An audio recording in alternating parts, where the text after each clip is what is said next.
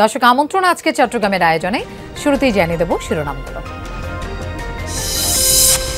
রোহিঙ্গা প্রবেশের বিষয়ে কঠোর হচ্ছে ভারত। গেল ৩ মাসে বাংলাদেশে পালিয়ে এসেছে হাজার খানেক রোহিঙ্গা।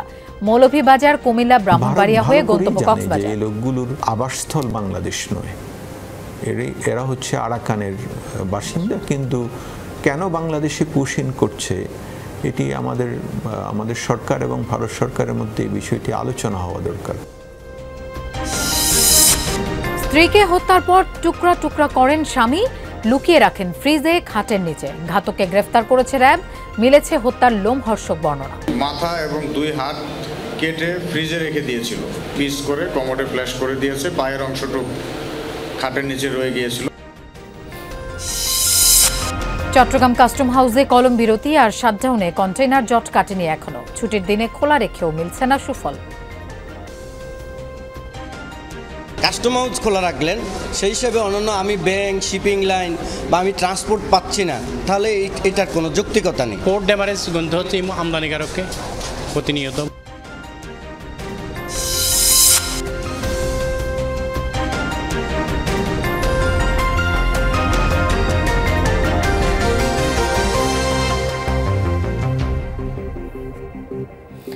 দর্শক শিরোনাম দেখছিলেন, আপনাদের সঙ্গে থাকছি আমি মৌসুমী আহমেদ লোপা। এবার যাচ্ছি পুরো খবরে। কেবল মিয়ানমার নয়, ভারত থেকেও বাংলাদেশে পালিয়ে আসছে জাতিসংঘ নিবন্ধিত রোহিঙ্গারা। দালালের মাধ্যমে বিভিন্ন রাজ্য থেকে কলকাতা হয়ে 3 মাসে বাংলাদেশে ঢুকেছেন হাজার খানেক রোহিঙ্গা। মৌলভীবাজার, কুমিল্লা ও ব্রাহ্মণবাড়িয়া সীমান্ত হয়ে তাদের চূড়ান্ত গন্তব্য কক্সবাজারের রোহিঙ্গা ক্যাম্পে। যারা পালিয়ে এসেছেন তারা বলছেন, পাক ভারত সংঘাত আর রাজ্যসভার নির্বাচন সামনে রেখে রোহিঙ্গাদের ব্যাপারে কঠোর হয়েছে দেশটি। শরণার্থী ত্রাণ ও প্রত্যাবাসন কমিশনার বলছেন, মূলত স্বজনের টান আর ভালো থাকার আশায় আসছেন রোহিঙ্গারা। এহসান আল কুতুবিকে নিয়ে মাহফুজ মিঠুর রিপোর্ট। ক্যামেরায় ছিলেন মাহফুজ মিঠু। বাংলাদেশ ভারত সম্পর্কের টানাপোড়েনে বাড়তি মাত্রা যুক্ত করেছে পুশিন। এই তালিকায় যুক্ত হয়েছে ভারতে থাকা রোহিঙ্গারাও। এরই মধ্যে কয়েকশো রোহিঙ্গাকে বিভিন্ন সীমান্ত দিয়ে ঠেলে পাঠিয়েছে দেশটির সীমান্তরক্ষী বাহিনী বিএসএফ। এ কাজে বিভিন্ন ক্যাম্পে থাকা রোহিঙ্গাদের নানা অজুহাতে আটক করে বাংলাদেশ সীমান্ত সংলগ্ন এলাকায় জড়ো করা হয়। এরপর সুযোগ বুঝে রাতের অন্ধকারে 15-20 জন করে পাঠিয়ে দেওয়া হয় বাংলাদেশে, যদিও এদের অনেকেই ভারতে জাতিসংঘ শরণার্থী সংস্থার নিবন্ধিত। কুড়িগ্রামের বর্ডার বাই রাত 1টার সময় গেটটা খুলিয়ে তোমরা এদিকে এদিকে যাও এনেকে হইয়া ফারকারা দিছে। আর রাতে যা আসিল টিয়া পয়সা মোবাইল টোবাইল যা আসিল তা ব্যক্তি সব ক্লিয়ার লই বাদ আর দূরের মাঝে ফারকারা দিয়ে। আমরা 170 জন ছিলাম একসাথে। আমরা নিজেও জানি না কোন দেশে পাঠাই দিছে, কোন দেশে আনে দিছে। এখানে বাংলাদেশের সাইডে ফরিয়া যখন গ্রামের মানুষে আমরা দেখছে, তখন আমরা বুঝতে পারছি যে আমরা বাংলাদেশে পৌঁছে গেছি। পুশিনের বাইরেও অনেকে নিজ দায়িত্বে ভারত থেকে এসেছেন বাংলাদেশে। যেমন হায়দ্রাবাদ ক্যাম্পে দীর্ঘদিন ছিলেন আব্দুল গনি। কাশ্মীর নিয়ে ভারত পাকিস্তান উত্তেজনার সময় তাদের চলাফেরায় আসে নানা বিধিনিষেধ। ফলাফল কর্মহীন হয়ে পড়েন তারা। এই অবস্থায় দালালের মাধ্যমে চলে আসেন বাংলাদেশে। বেনাগুরু ফারকারা দেওয়ার ঘরে আর দেশিতে মানুষ লতাই তো দিন হইয়ে রাজ্য আইয়ে দিন আগে গিয়ে তো মানুষের লতাইয়ে মানুষ বা চেয়ারম্যান বলে তার গছা দিয়ে গড় তো 15 কিলোমিটার দূরে গেলে ইয়ান তো ধরে জল মারে সামনে আরো হরাবে যাইব, আরো তো কই ম্যাং হইরা আগে গুজে। পুশিনের পাশাপাশি স্বেচ্ছায়ও ভারত থেকে আসা রোহিঙ্গাদের খবর জানে বাংলাদেশ সরকারও। নতুন এসব রোহিঙ্গাদের বেশিরভাগই অনিবন্ধিত। আন্তর্জাতিক সহায়তা কমে যাওয়ার এই সংকটময় সময়ে ভারত থেকে আসা রোহিঙ্গারা তাই বাড়তি মাথা ব্যথা বাংলাদেশের জন্য। কিছু রোহিঙ্গা স্বেচ্ছায় এসেছে, সেটি হয়েছে যে তারা যখন ধরপাকড়ের শিকার হচ্ছিল তারা তখন চিন্তা করেছে যে আপাতত তাদের এখন আশ্রয় জায়গা হচ্ছে বাংলাদেশের রোহিঙ্গা ক্যাম্প। ভারত ভালো করেই জানে যে এই লোকগুলোর আবাসস্থল বাংলাদেশ নয়, এরা হচ্ছে আরাকানের বাসিন্দা, কিন্তু কেন বাংলাদেশে পুশ ইন করছে এটি আমাদের সরকার এবং ভারত সরকারের মধ্যে এই বিষয়টি আলোচনা হওয়া দরকার, কারণ এটা তো আমরা ডিজার্ভ করি না। বাংলাদেশ ভারত বিশাল সীমান্তে সরকার কর্মতৎপরতা বাড়ালেও ঠেকানো যাচ্ছে না রোহিঙ্গা অনুপ্রবেশ। এমনটা চলতে থাকলে এই সংকট আরও ঘনীভূত হবে বলে আশঙ্কা। রোহিঙ্গা সংকটে মরার উপর খাড়ার ঘা হিসেবে যুক্ত হয়েছে ভারতে থাকা রোহিঙ্গারা। এরই মধ্যে বেশ কয়েকশত রোহিঙ্গা ভারত থেকে বাংলাদেশে এসে আশ্রয় নিয়েছে আরেকটু ভালো থাকার আশায়। ফলে এই সংকটে বাংলাদেশ যে বৈশ্বিকভাবে মূলত একা সেটি সম্ভবত বলার অপেক্ষা রাখে না। আর তাই গেল দীর্ঘদিন ধরে চলা বাংলাদেশের রোহিঙ্গা কূটনীতিও বড় ধরনের প্রশ্নের মুখে। Mahfuz Mishu, Jamuna news, Kutupalong Rohingya camp, Cox's Bazar. রাজধানীর মিটফোর্ড এলাকায় চাঁদার দাবিতে ব্যবসায়ীকে যুবদল নেতার নেতৃত্বে প্রকাশ্যে বিচার বহির্ভূত হত্যা, চাঁদাবাজি ও সন্ত্রাসী কর্মকাণ্ডের প্রতিবাদে চট্টগ্রামে একাধিক বিক্ষোভ মিছিল হয়েছে। বিকেল 4টায় মুরাদপুর থেকে জিএসসি মোড় পর্যন্ত বিক্ষোভ মিছিল করে ইসলামী ছাত্র শিবিরের নেতাকর্মীরা। 4:30টায় প্রতিবাদ মিছিল করে বৈষম্য বিরোধী ছাত্রদের আন্দোলন, এনসিপি ও বিভিন্ন সংগঠনের নেতাকর্মীরা। এর আগে বিকেল 3টায় নগরের নিউ মার্কেট মোড়ে বিক্ষোভ সমাবেশ করে রেড জুলাই টিম। প্রত্যেকটি সমাবেশে স্বতঃস্ফূর্ত অংশগ্রহণ করে শিক্ষার্থী, শ্রমিক সহ বিভিন্ন শ্রেণী পেশার মানুষ, ছাত্র জনতা। দেশব্যাপী বিচার বহির্ভূত হত্যা, চাঁদাবাজি ও সন্ত্রাসী কর্মকাণ্ডের সুষ্ঠু তদন্ত ও দ্রুত ব্যবস্থা গ্রহণের দাবি ছিল সকলের কণ্ঠে।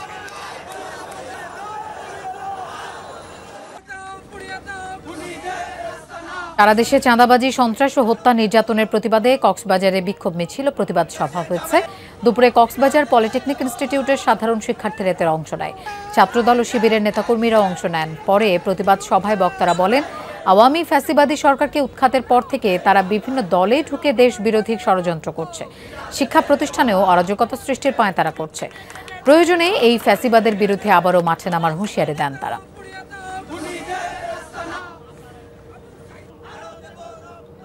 স্ত্রীকে হত্যার পর মরদেহ টুকরো টুকরো করেন ঘাতক স্বামী। কাটা অংশের কিছু টয়লেটের কমোডে ফ্লাশ করেন, আর কিছু টুকরো লুকিয়ে রাখেন ফ্রিজে, খাটের নিচে সহ বিভিন্ন স্থানে।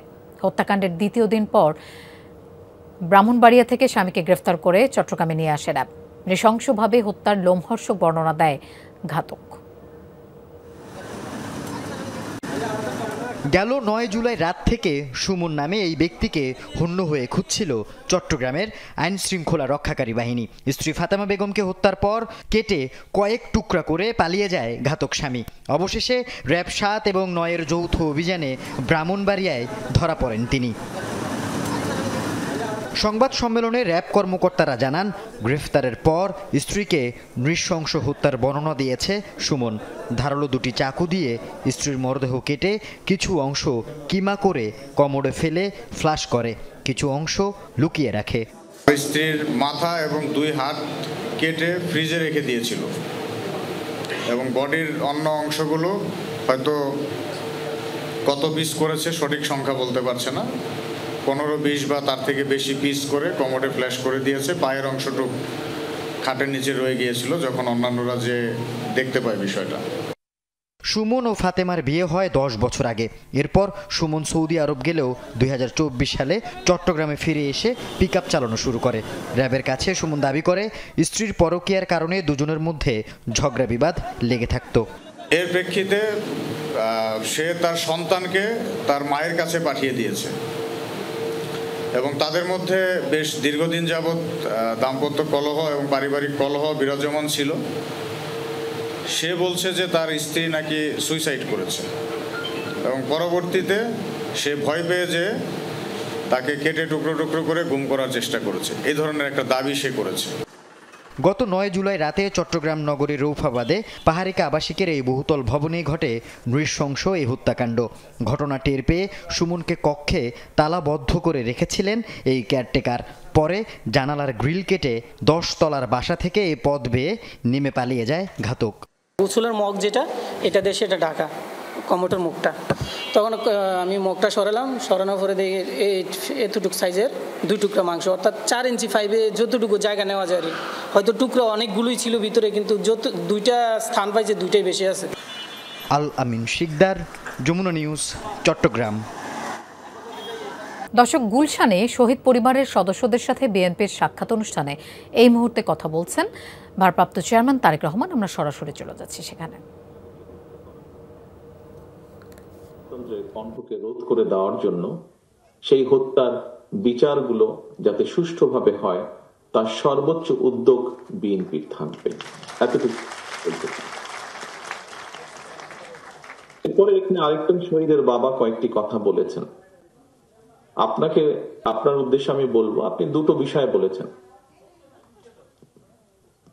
আপনি নিশ্চয়ই এই অনুষ্ঠান যখন শুরু হয়, এই অনুষ্ঠানের সভাপতি একটি বক্তব্য রেখেছিলেন আজকের অনুষ্ঠানে, যে সভাপতি আমাদের ছাত্র দলের সভাপতি রাকিব, সেখানে কিন্তু সভাপতি তার বক্তব্যে একটি কথা বলেছে যে ষড়যন্ত্র কিন্তু শেষ হয়ে যায়নি। বাংলাদেশের গণতন্ত্রের বিরুদ্ধে যে ষড়যন্ত্র ছিল, আমরা স্বৈরাচারকে বিতাড়িত করেছি, জনগণের এই বিজয়টা অর্জিত হয়েছে, কিন্তু ষড়যন্ত্র কিন্তু এখনো শেষ হয়ে যায়নি।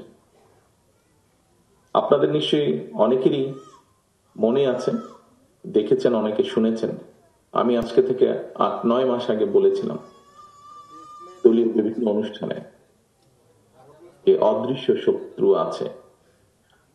আপনারা নিশ্চয়ই বুঝতে পারছেন ধীরে ধীরে দৃশ্যমান হচ্ছে সে অদৃশ্য শত্রু,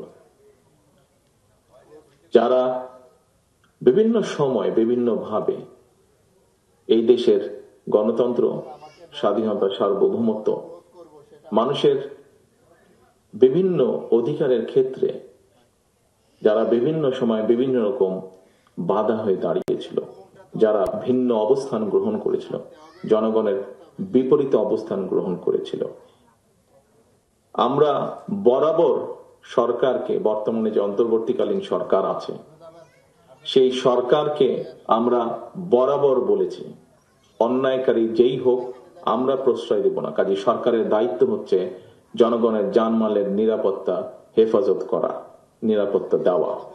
সরকার কেন ব্যর্থ হচ্ছে, এখানে যেই শহীদের বাবা প্রশ্নটি তুলেছেন, একই প্রশ্ন, আপনারই একই প্রশ্ন আজকে আমাদের সবার এই সরকারের কাছে। তারা কেন প্রশ্রয় দিচ্ছে, তারা কেন আশ্রয় দিচ্ছে?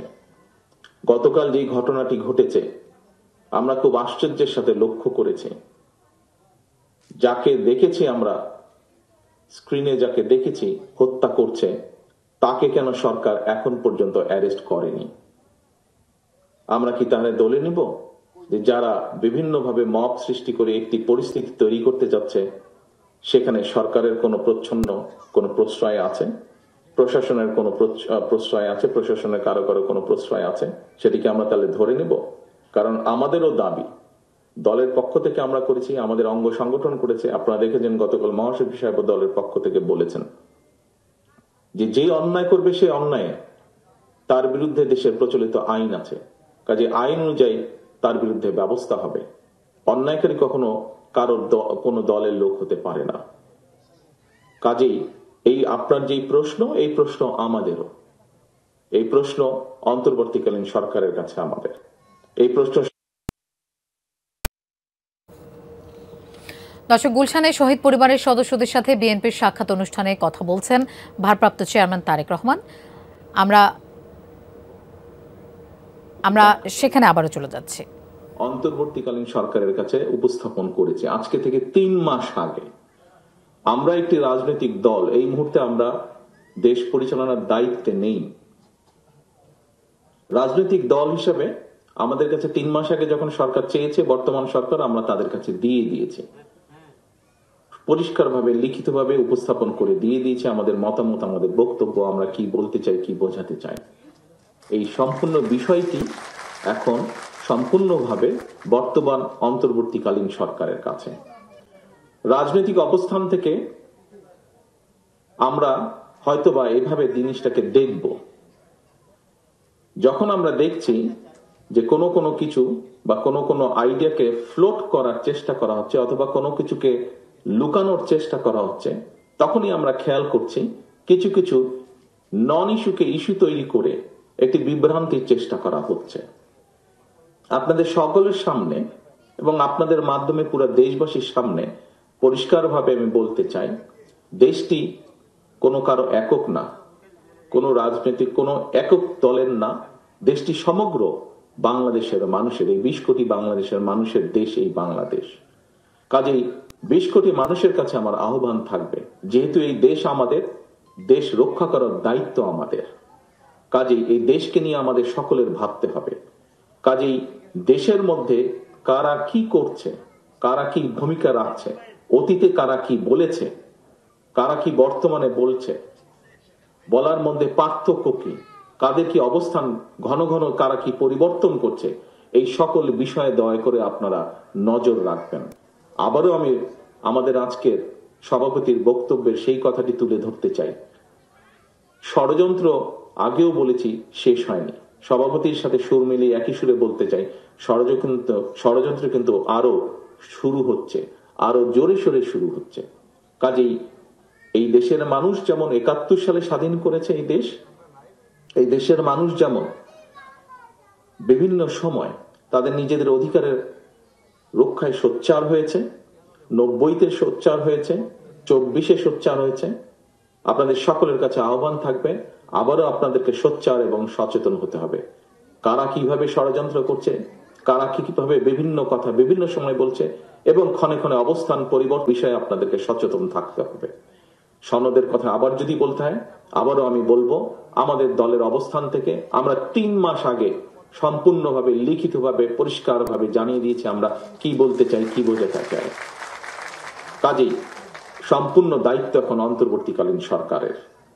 তারা কতটুকু কি করবে না করবে, কাদেরকে নিয়ে কি করবে না করবে, সেটি তাদের ব্যাপার। এখানে আমাদের আর কোনো কিছু বলার নেই।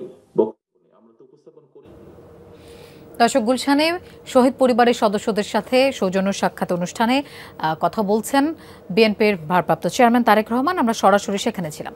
এই ছিল আজকে চট্টগ্রামের আয়োজনে। এতক্ষণ সাথে থাকার জন্য ধন্যবাদ সবাইকে।